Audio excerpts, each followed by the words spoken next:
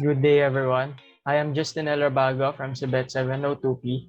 In this presentation, our reference is the book Principles of Auditing by Dasan et al., and we are assigned to discuss the 10th chapter, which deals with substantive testing and evidence. Just to give you an idea, after assessing inherent risk and controlled risk, the auditor performs substantive tests to reduce the level of detection risk to an acceptable level.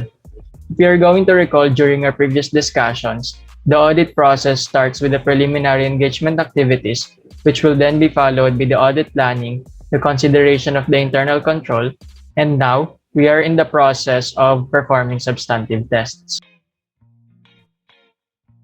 For the introduction of this topic, it has been taught during our previous discussions that auditing is a systematic process of objectively obtaining and evaluating evidence regarding assertions about economic actions and events.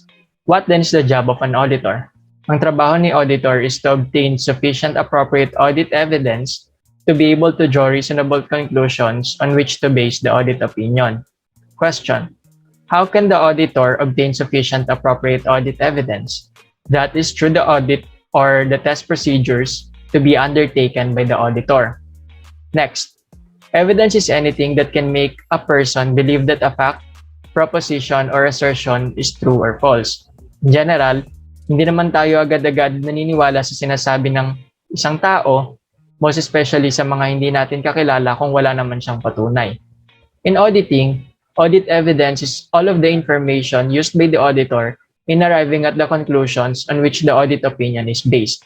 Audit evidence could be derived from source documents and other accounting records underlying the financial statements, and in addition, it can also be from the corroborating information from other sources.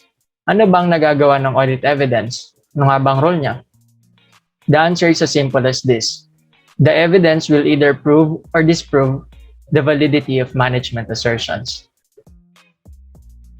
It is also important to note the difference between a legal evidence and an audit evidence.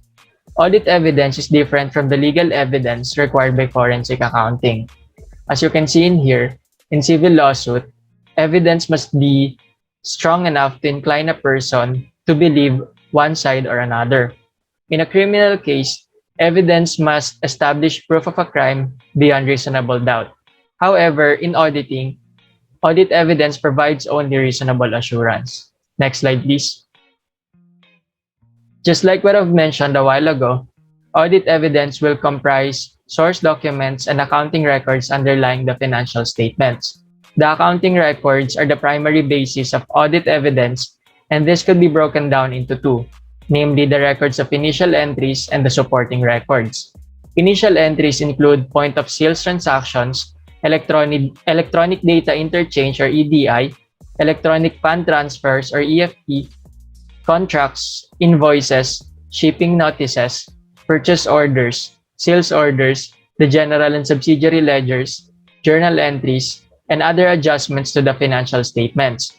Supporting records examples are computer files, databases, worksheets, spreadsheets, computer and manual logs, computations, reconciliations, and disclosures. Most accounting records are initiated, recorded, processed, and reported in electronic form, such as a database.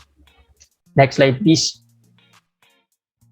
For the larger companies, accounting records are part of Enterprise Resource Planning or ERP, which is a system that integrates all aspects of an organization's activities, such as database maintenance, financial reporting, operations and compliance into one accounting information system. Next slide, please. Let us now proceed to the substantive procedures. The main work of an auditor is to find evidence using test procedures. Substantive procedures are tests performed to obtain audit evidence to detect material misstatements in the financial statements. And these are of two types. The first one is the tests of details of transactions and balances, and the second one is the analytical procedures. The test of details involves examining the actual details making up the various account balances. These may take the form of test of details of balances, which involves examining directly the balances of an account, or test of details of transactions, which tests the transactions that give rise to the balance of an account. The analytical procedures applied as substantive tests enable the auditor to obtain corroborative evidence about a particular assertion. Analytical review involves comparison of financial information with auditors' expectations to evaluate the reasonableness of an account balance or transaction of class. So much for the introduction. More detailed discussions will be heard in the succeeding presentations with regards to where the audit evidence is being based, what constitutes sufficient appropriate audit evidence, and the substantive audit procedures that the auditors use for obtaining that audit evidence.